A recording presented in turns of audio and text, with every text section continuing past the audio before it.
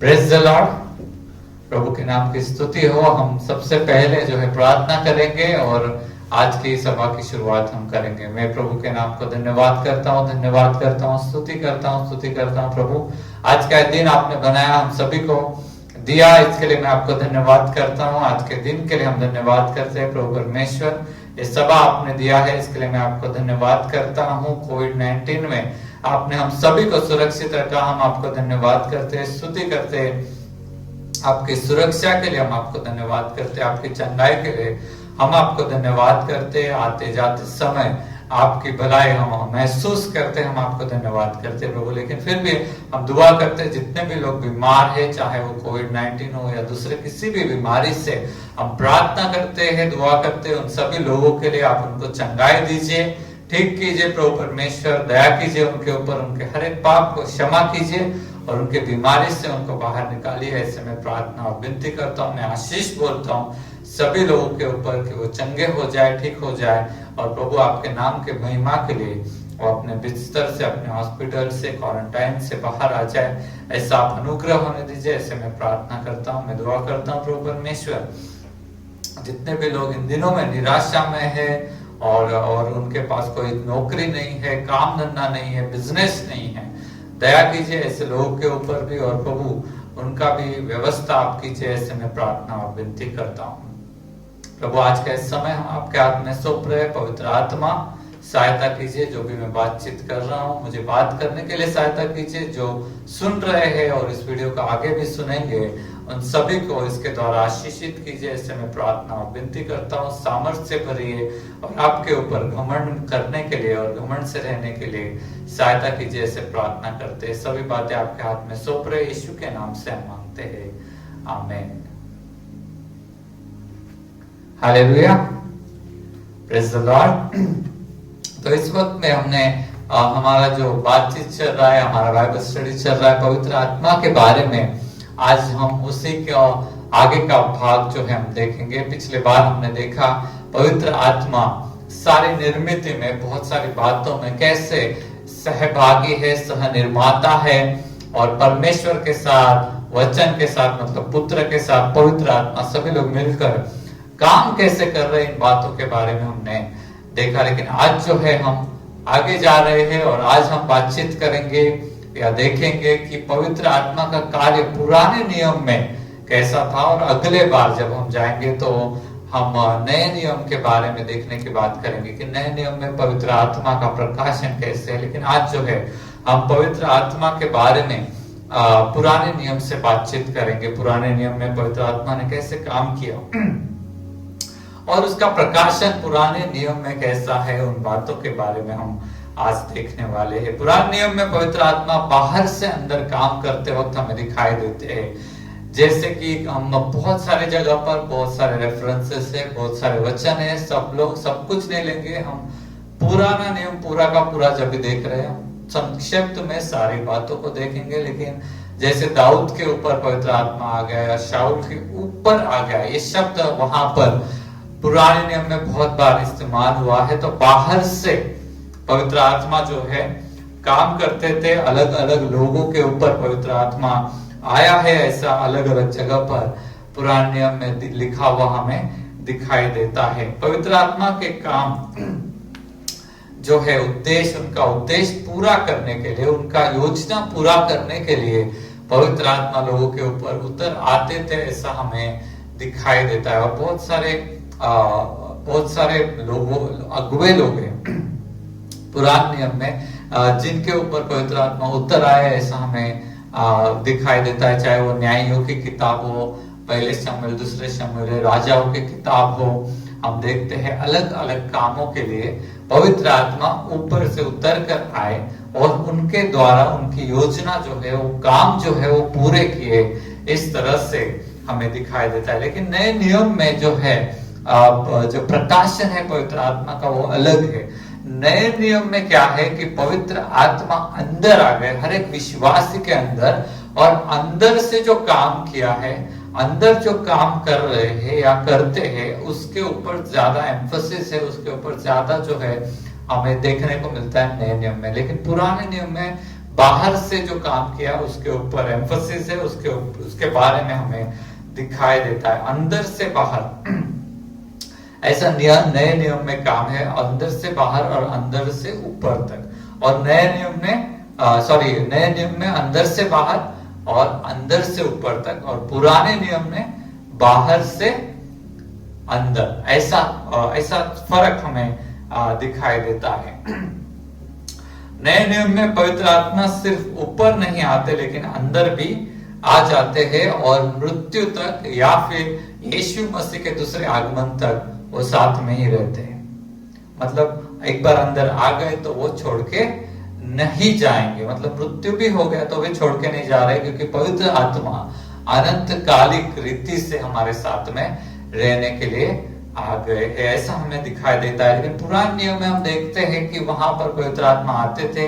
जैसे बहुत फेमस उदाहरण जो है शिमशोन के ऊपर आते थे, लड़ाई वगैरह होती थी, वो जीत जाता था और पवित्र आत्मा वहां से चले जाते थे। लेकिन नए नियम की ब्यूटी, सुंदरता यह है कि पवित्र आत्मा नहीं जाते। यीशु जिनसे भी प्रेम करता है उन सभी को ये गिफ्ट पवित्र आत्मा परमानेंट गिफ्ट, परमानेंट वरदान या दान के रूप में उसने दे दिया। उसने जाते वक्त कहा मैं जाऊंगा और फिर पवित्र आत्मा तुम पर आएगा, तुम इंतजार करो वहां पर यरूशलेम में, प्रार्थना करो। हमारा वो विषय नहीं, लेकिन इस तरह से परमेश्वर यीशु मसीह ने पवित्र आत्मा को उसके चाहने वाले, प्रेम करने वाले लोगों के ऊपर भेजा और अनंत कालिकता के लिए वहां पर जो है भेजा है। तो एक व्यक्ति, पवित्र आत्मा हमारे साथ रहने के लिए आ गया है जो हमेशा हमारे साथ रहते हैं। हालेलुया। और ये बहुत ही सुंदर बात है।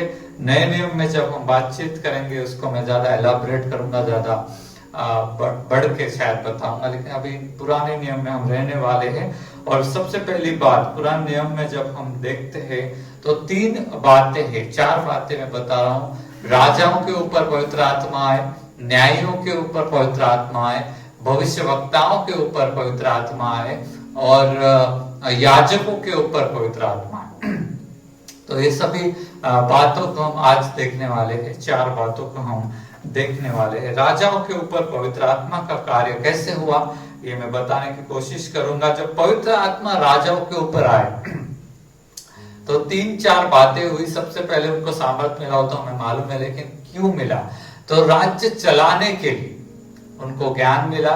राज्य को चलाने के लिए प्रशासकीय मतलब एडमिनिस्ट्रेटिव ज्ञान उनको मिला, सरकारी गवर्नमेंटल ज्ञान उनको मिला, और जिसको लेजिस्लेटिव हम कहते हैं,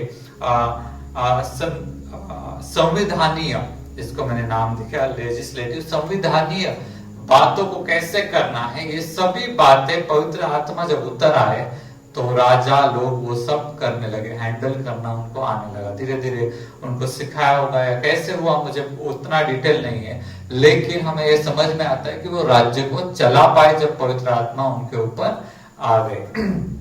तो पवित्र आत्मा आने के बाद ये सब कार्य क्षमताएं उनमें आ गई। जब उनके पास नहीं थी, खुद निर्माण नहीं किया था, ऐसा कोई पॉलिटिकल स्कूल में जाके सीख के आ गए, ऐसा कुछ नहीं था। जब पवित्र आत्मा उनके ऊपर आ गए तो कार्य क्षमता है उनके ऊपर आ गए। और हम बार बार पुराने नियम में देखते हैं कि पवित्र आत्मा जो है अगुओं को तैयार करता है, अगुओं को आगे लेकर जाता है, अगुओं के द्वारा वहां पर जो है परमेश्वर की इच्छा जो है वो पूरी करता है, लड़ाइयां करता है, प्रोत्साहित करता है, उनको सामर्थ्य बनाता है और स्ट्रेटजी देता है, ऐसा लड़ाई करो, ऐसा मत करो।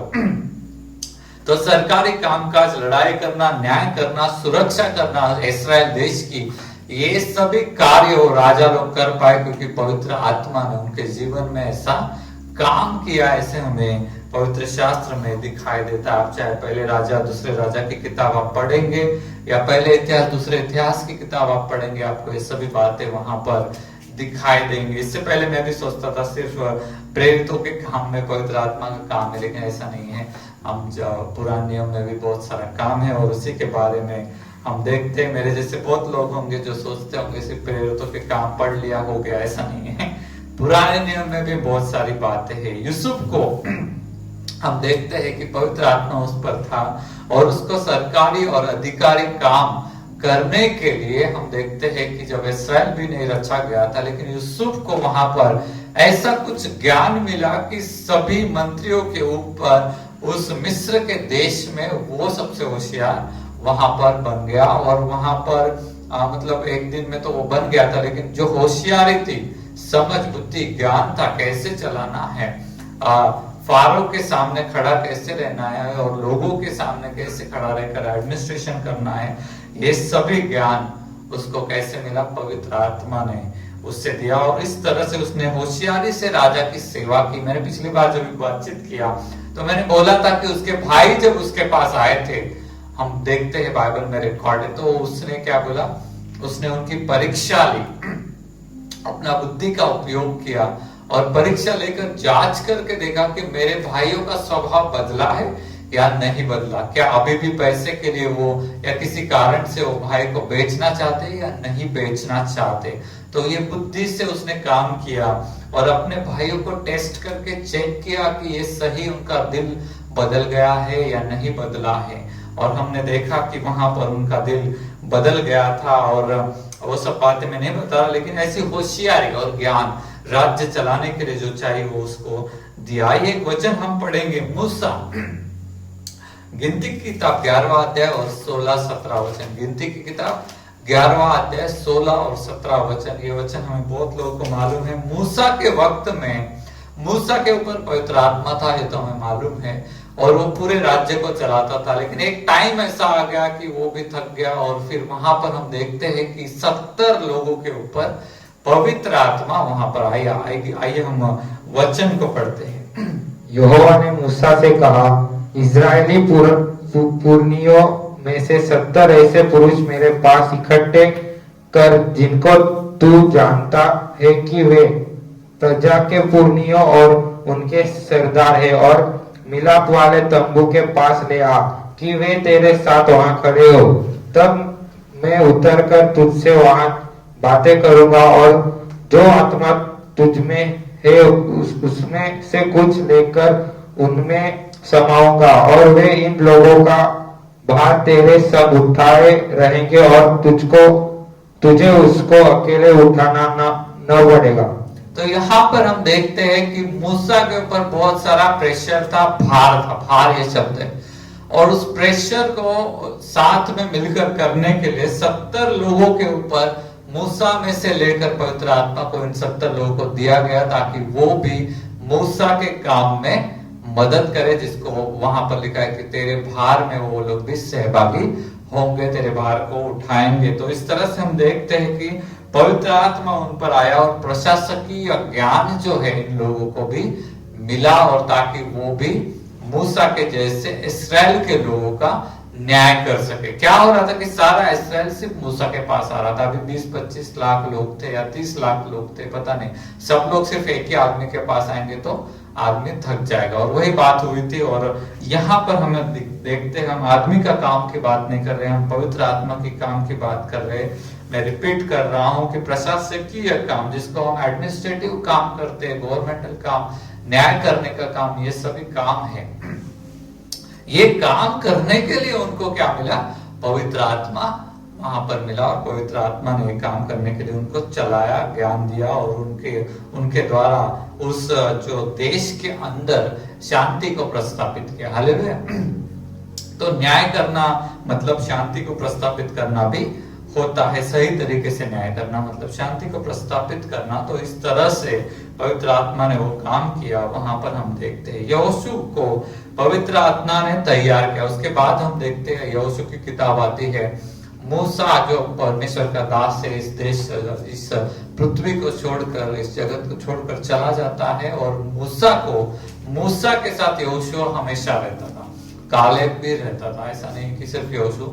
लेकिन यहाँ पर यहोशू की किताब में हम देखते हैं कि पवित्र आत्मा ने यहोशू को पहले से तैयार किया। जब मूसा जीवित था उसके साथ साथ यहोशू भी रहता ही था, तो तैयार किया था। और जब वक्त आ गया, मूसा इस दुनिया में नहीं रहा, तो यहोशू को सारा कारोबार संभालना था। तो पवित्र आत्मा ने उसे सामर्थी बनाया, उसको होशियारी दी, ज्ञान दिया, इतनी सारी लड़ाई उसने की। और लड़ाई सिर्फ करना ऐसा नहीं रहता, लेकिन जो लोग हैं उनको भी संभाल कर लेकर जाना है। ये सब बातों के लिए होशियारी चाहिए। ये सभी बातें यहोशू को भी दी गई। यहोशू की किताब पहला अध्याय में अगर हम पढ़ते हैं तो परमेश्वर यहोशू को प्रोत्साहन देता है कि तू मत डर, ये जो मूसा का ग्रंथ है, मूसा ने जो वचन है वो तुम्हारे मुखों में रख, हमेशा इस पर ध्यान कर, तो जहां कहीं तू जाएगा वहां पर तू सफलता पाएगा। तो यहोशू भी डर रहा था उस वक्त में कि कैसे होगा, इतनी सारी लड़ाइयां करनी है, इतने सारे लोग हैं, ये लोग मुझे आदर नहीं करते, और पता नहीं मूसा के और परमेश्वर मूसा के साथ था, मेरे साथ कैसे रहेगा, ये सब कंफ्यूजन था। लेकिन परमेश्वर ने वहां पर उसे प्रोत्साहन दिया और परमेश्वर के आत्मा के द्वारा उसे सामर्थ्य मिली, और 7 अलग अलग राष्ट्रों को हराकर जो है यहोशू ने वहां पर जो है इस्राएल राष्ट्र को स्थापित किया। तो हम देखते हैं कि पवित्र आत्मा ने उसे होशियारी दी, ज्ञान दिया, सामर्थ्य दिया, स्ट्रेटजी दी, और ये सब बातें देकर उसे क्या किया, लोग दिए जो उसके साथ लड़ाई करने के लिए। और इस तरह से परमेश्वर की योजना यहोशू के द्वारा पवित्र आत्मा ने पूरी की। हम देखते हैं शाऊल के बारे में, हम आगे जाते पहले शमूएल की किताब 10वां अध्याय और 6वां वचन। पहले शमूएल की किताब 10वां अध्याय और 6वां वचन।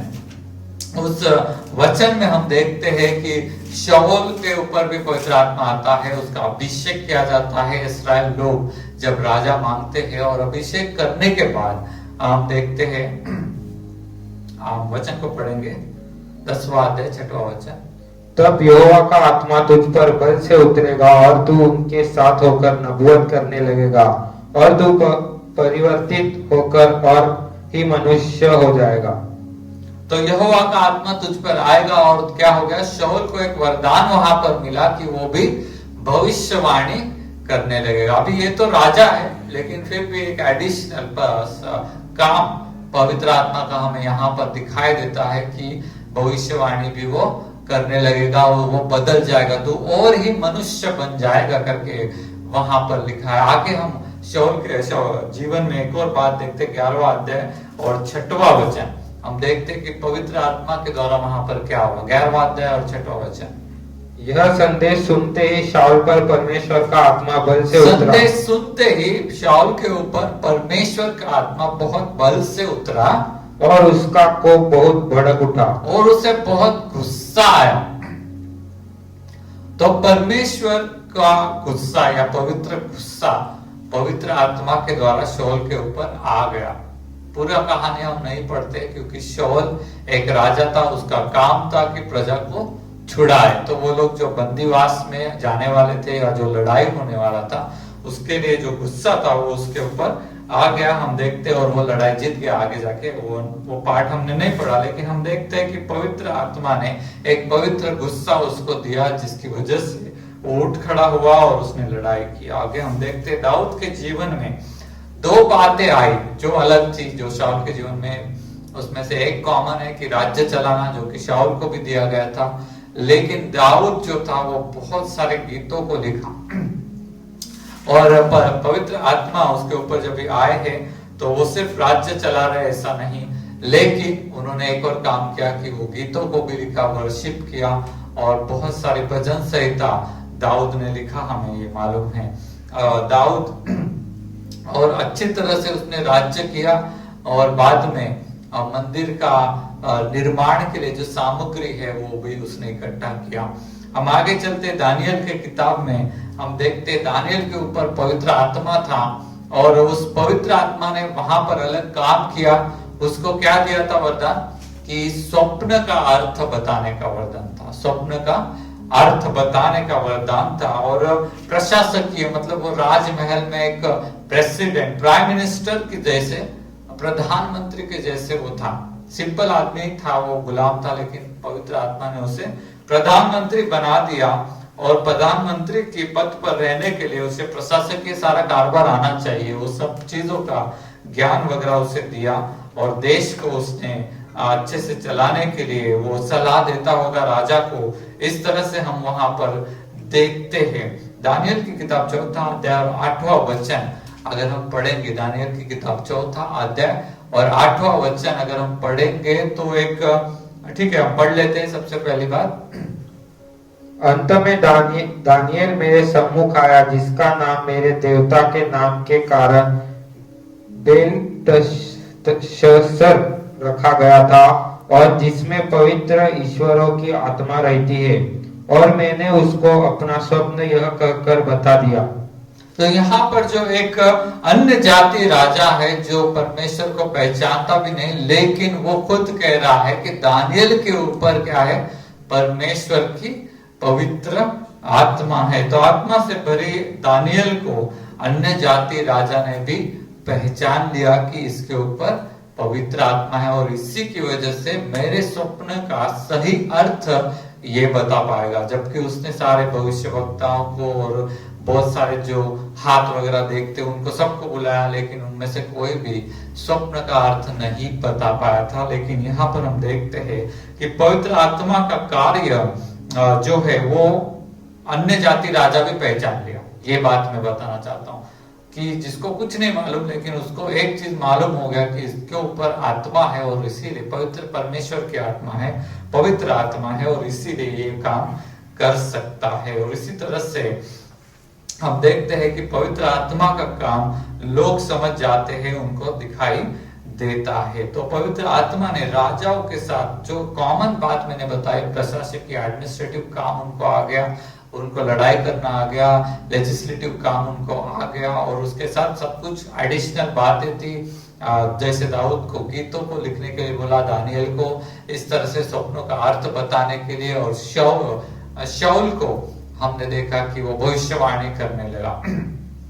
और इसी तरह से अलग अलग वरदान भी उन्हें दिए, और उस तरह से अपनी योजना को, परमेश्वर की योजना को पवित्र आत्मा ने इन लोगों के द्वारा पूरा किया, और उसका काम हमने अभी देखा। अब हम दूसरे बातों की ओर जा रहे हैं, न्यायों के ऊपर। न्यायों की जो किताब है, और न्यायों के ऊपर भी पवित्र आत्मा है, और वहां पर भी उसने काम किया है। थोड़ा सा सिमिलर ही लगेगा न्यायों और राजाओं में। सिमिलरिटी यही है कि पवित्र आत्मा जब भी उनके ऊपर आए तो उन्होंने लड़ाइयां की, उन्होंने प्रशासकीय और कारोबारों को हैंडल किया। जितना भी हम इस किताब को हम पढ़ते हैं, अभी ये बात जो मैं थोड़ी सी अलग बता रहा हूं, किताब को जब हम पढ़ते हैं तो पवित्र आत्मा ने जब लोगों को चुना, उनका कैरेक्टर, उनका स्वभाव देखकर नहीं चुना। मैं फिर से बता रहा हूं, जितने भी न्यायी हैं, भाई ये बहुत सुंदर अच्छा आदमी है इसलिए मैं उसको चुनता हूं, ऐसा नहीं है। लेकिन परमेश्वर ने कुछ कुछ लोगों को कैरेक्टर, स्वभाव देखकर नहीं चुना, लेकिन अपनी मर्जी से उनको चुन के लिया, और उनके द्वारा जो है उसकी जो छुड़ाने की योजना है, उसकी जो अच्छी योजना है, उस योजना को उसने पूरा किया, ऐसे हमें दिखाई देता है। तो हम जब देखते हैं तो हमें ये समझना है कि ये जो योजना है ये एक व्यक्ति के बारे में नहीं। जनरली जब हम पढ़ते हैं, अरे गिदोन एक कमजोर आदमी था, गिदियोन एक कमजोर आदमी था, या हम और भी ओनियल था, या युक्तहा था, कोई भी आप ले लो न्यायों में, तो उसको वो आदमी के बारे में नहीं है ये चीज, ये मैं बता रहा हूं। या जो औरत है उसके बारे में नहीं है, बराका के बारे में नहीं है, लेकिन मेन बात यह है कि परमेश्वर जो है इन लोगों को चुन कर लेता था, और अपनी वाचा को जो उसने इस्राएल के साथ बांधी हुई है उसको पूरा कर रहा था। हालेलुया।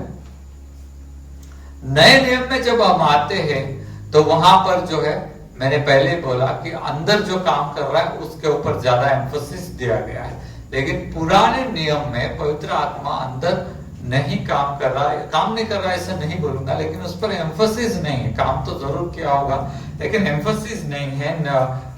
पुराने नियम में जो है हम देखते हैं कि किसी को भी चुन लिया जाता था, और परमेश्वर उसकी योजना वहां पर पूरा करते थे, क्योंकि परमेश्वर की वाचा उसके लोगों के साथ थी। और न्यायों की सारी किताब में हम देखते हैं कि अलग अलग अगुवों के द्वारा, जिनको परमेश्वर ने चुना है, जिनके ऊपर पवित्र आत्मा आता था, छुड़ाने का काम मेनली किया।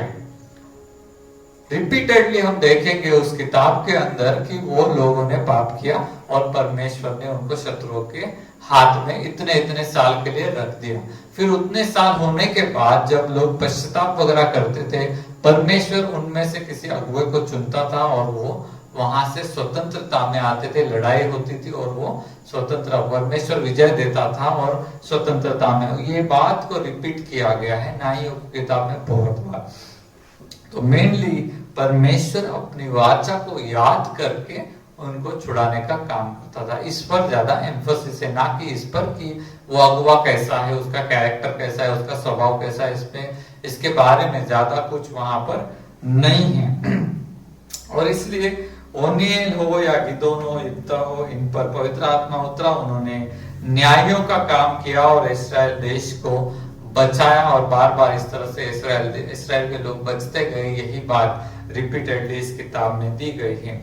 शिमशोन का जो है, शिमशोन के बारे में अगर हम देखेंगे तो अलग बात यह है कि शिमशोन को एक सुपर पावर, ऐसा एक सामर्थ, शारीरिक सामर्थ हम बोल सकते हैं, पता नहीं कैसे मैं उसको बोलूंगा, लेकिन भयंकर ताकत दी गई थी पवित्र आत्मा के द्वारा।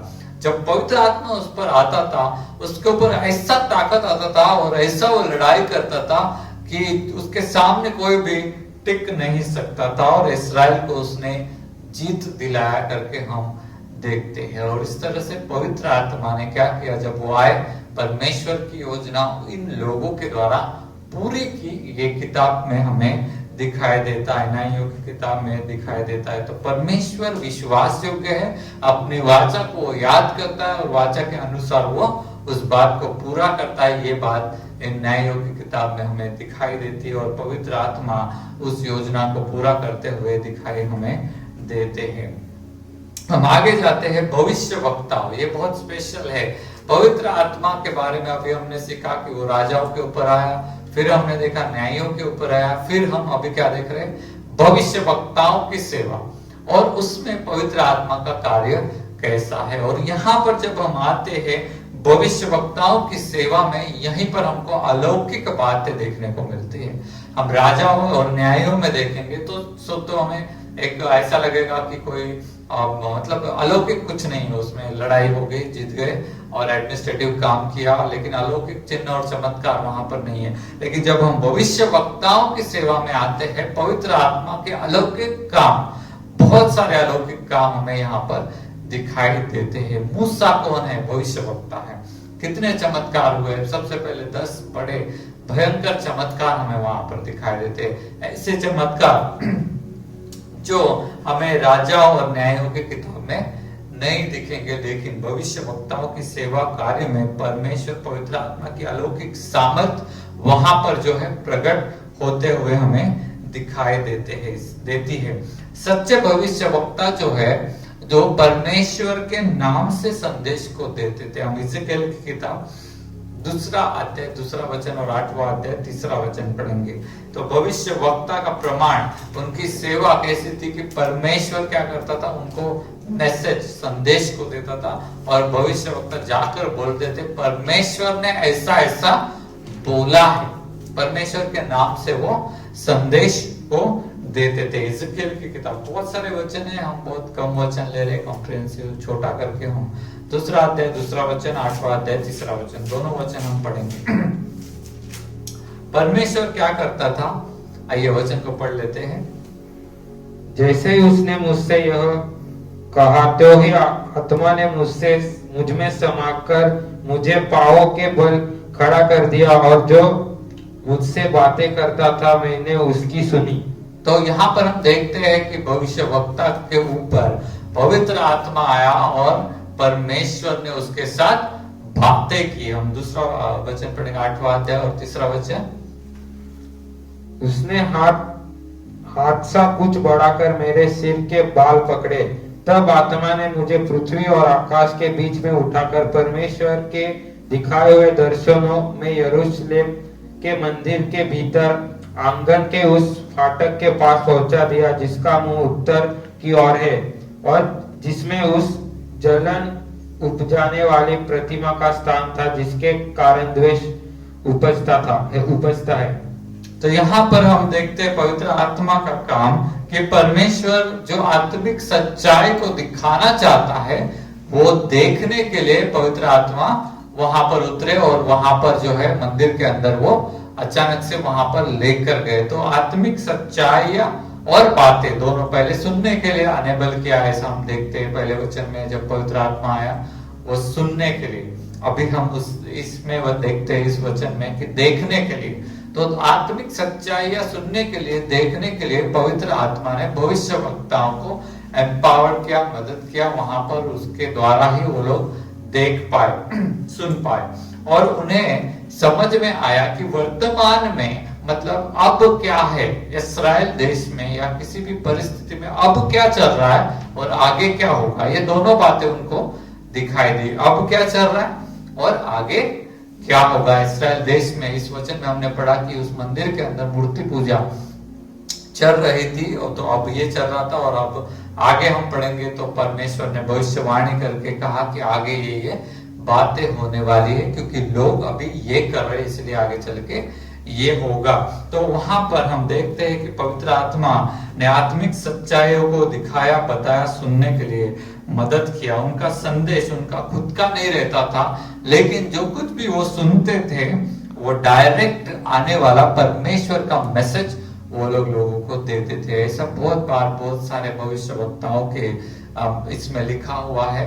हम सभी वचन को नहीं देखेंगे, लेकिन जो वचन हमने अभी पढ़ा इसमें क्लेरिफाई हो गया कि परमेश्वर का डायरेक्ट बातचीत उनको सुनाई देता था, दिखाई देता था और वही आके वो लोग लोगों को बताते थे। पुराने नियम में बहुत से भविष्यवक्ता आत्मा के द्वारा संदेश को वो देते हुए हमें दिखाई देते हैं और इसी तरह से उनकी मिनिस्ट्री थी, अलौकिक कार्य थे और संदेश था। संदेश और अलौकिक कार्य दोनों उसके साथ में था।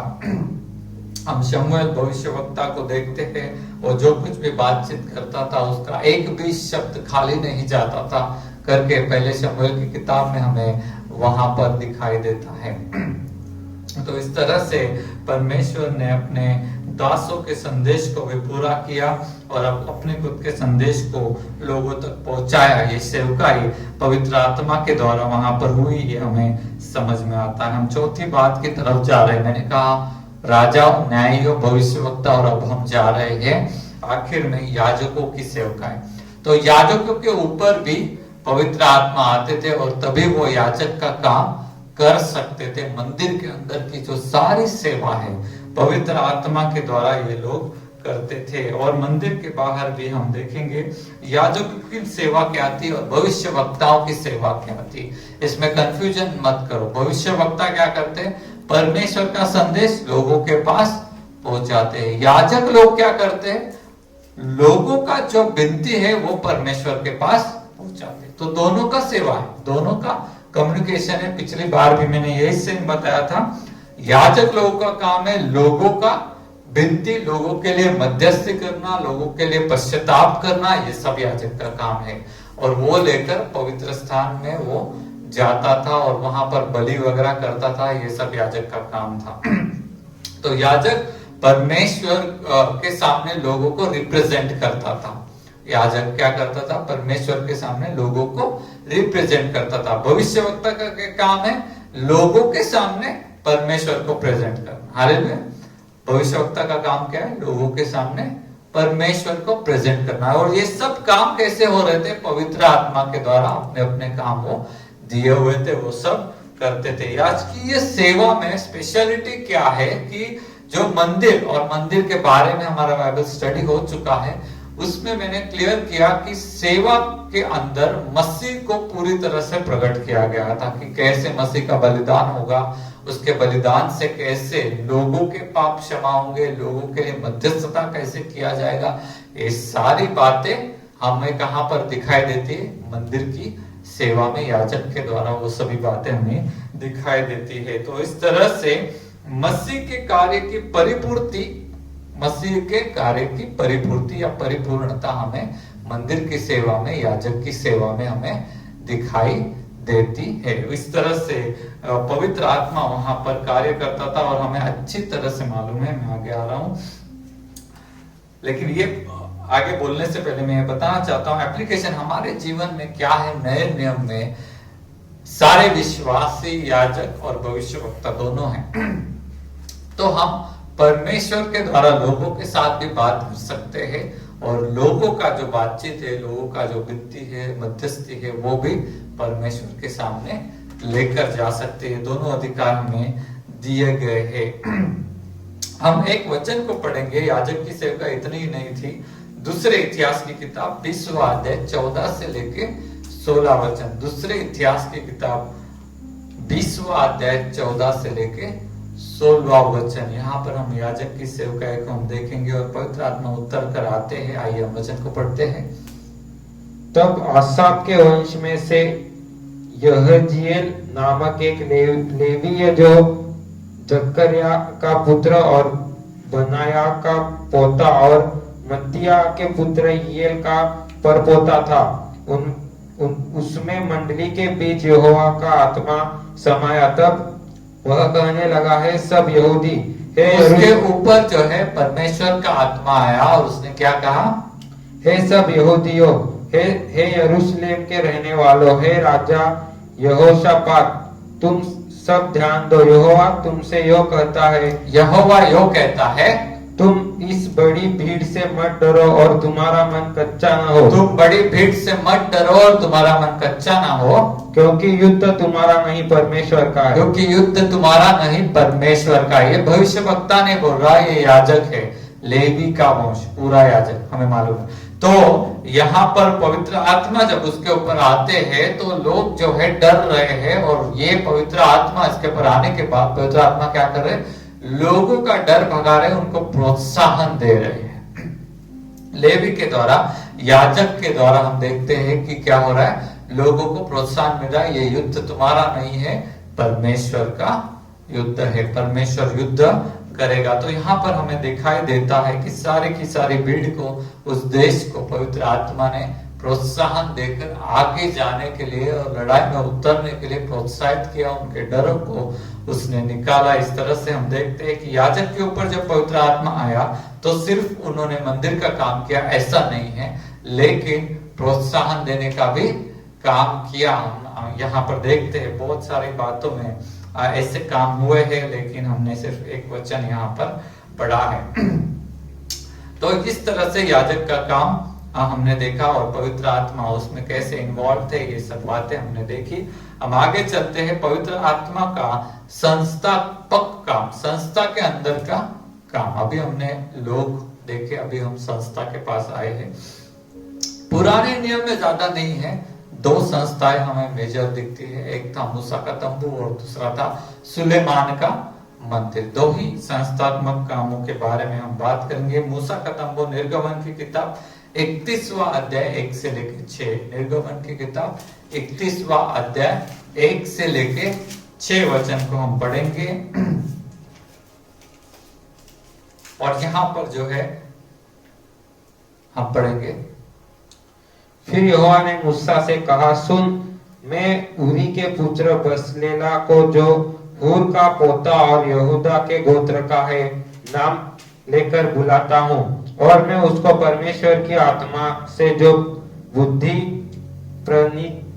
प्रवीणता, ज्ञान और सब प्रकार के कार्यों की समझ देने वाली आत्मा है। सब प्रकार के कार्यों की समझ देने वाली आत्मा, सब प्रकार के कार्यों की समझ देने वाली आत्मा है। परिपूर्ण करता हूँ, परिपूर्ण करता हूँ, जिससे वह कारीगरी के कार्य बुद्धि से निकाल कर सब भांति की बनावट में, अर्थात सोने, चांदी और पीतल में, और जड़ने के लिए मट्टी काटने में और लकड़ी पर नक्काशी का काम करे।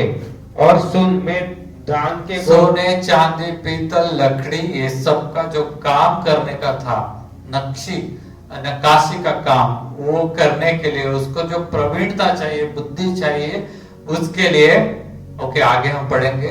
और सुन, मैं दान के गोत्र वाले अहीसामक के पुत्र ओहोलीआब को उसके संग कर दूंगा, वरन जितने बुद्धिमान है उन सबके हृदय में बुद्धि देता हूँ, जिससे जितनी वस्तुएं की आज्ञा मैंने तुझे दी है उन सबों को वे बनाए।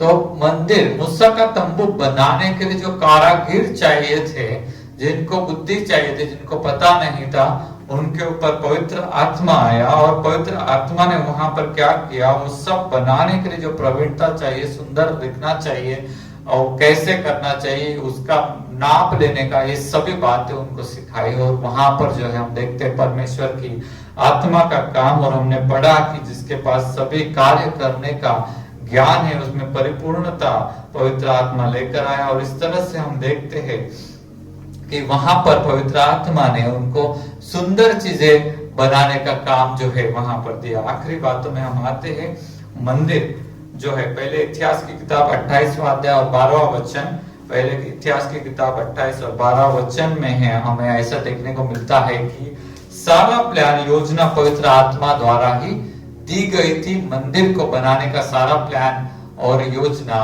आत्मा के द्वारा दी गई थी। हम वचन को पढ़ेंगे।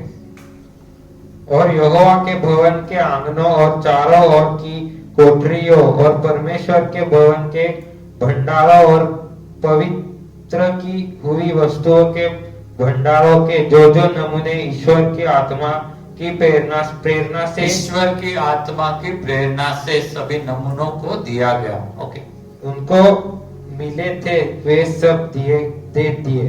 तो यहाँ पर मंदिर के निर्माण में भी क्या हो गया, परमेश्वर की आत्मा ने उनको सारे प्रमाण, सारी वस्तुएं कैसी होनी चाहिए, वो सभी बातें उनको दी गई। तो पवित्र आत्मा का ये काम हमें यहाँ पर मिलता है। उसके बाद मंदिर जब टूट गया लोगों के पापों की वजह से, मंदिर फिर से बनाने के लिए जकरिया की किताब 4 अध्याय 6वां वचन, ना तो बल से ना तो सामर्थ्य से पर मेरी आत्मा के द्वारा वो मंदिर जो है वो कैसे बनेगा, मनुष्य की ताकत से नहीं लेकिन पवित्र आत्मा के द्वारा बनेगा, ऐसा वहां पर जो है प्रकट किया। तो इस बार, उस बार भी और इस बार भी मंदिर का पुनर्निर्माण भी कैसे हो रहा है, पवित्र आत्मा के द्वारा ही होगा। और नए नियम में भी मंदिर का निर्माण क्या होगा, मनुष्य की ताकत से नहीं, बुद्धि से नहीं, ना तो बल से ना सामर्थ्य से, लेकिन परमेश्वर की आत्मा के द्वारा ही होगा। ये मैसेज वहीं पर हमें दिया गया है। तो आज के बाइबल स्टडी को हम यहीं पर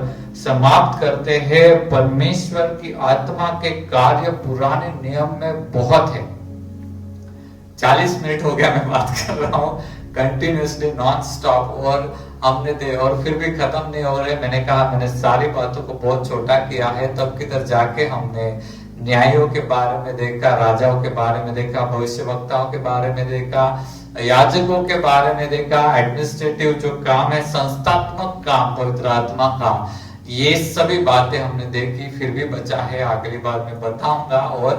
और इस तरह से जब मैं पवित्र आत्मा की तरफ देखता हूं तो उसके कार्य बहुत है। हालेलुया।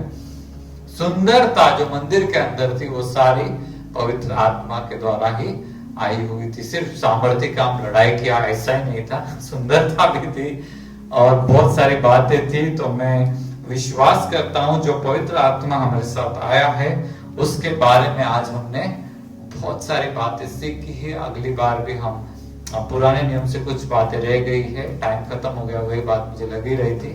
तो यहाँ पर हम खत्म करते हैं, आधा हुआ, आगे हम पुराने नियम से थोड़ा और देखेंगे और अगर टाइम मिला तो नया नियम हम अगली बार शुरू करेंगे। परमेश्वर आपको इस वचन के द्वारा आशीषित करे। आप भी सोच कर देखो कि पवित्र आत्मा ने कितनी सारी बातें पुराने नियम में की है, कैसे उनका काम है और जो हमारे साथ रहने के लिए आ गया है। आइए हम दुआ करते हैं। परमेश्वर मैं आपका धन्यवाद करता हूँ, पवित्र आत्मा हम आपका धन्यवाद करते हैं, आज आपने ये सब बातें हमें सिखाई।